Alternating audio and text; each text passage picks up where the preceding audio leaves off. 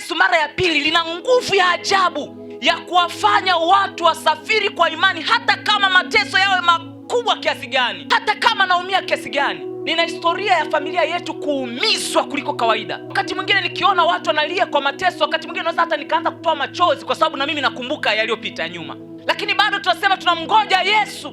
Yeye atakuja, na anapokuja atafuta hata machozi yetu. Kwa wale ambao wanatumainia tumaini la ujio wa Yesu, kwa mfano huyu aliandika la la la la la la, stand up for Jesus. Akiwa kwenye mahubiri watu wengi wameongolewa. Wakati wameongolewa, yeye jamaa akawa anatoka kwenda nyumbani kwake, maana ilikuwa ni jirani na nyumbani kwake.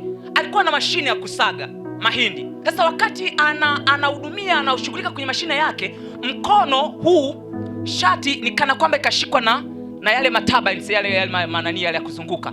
Kwa hiyo nguo ilipovutwa na mkono ukavutwa. Kwa hiyo yule jamaa alitafunwa na mashine mpaka mkono ukang'oka.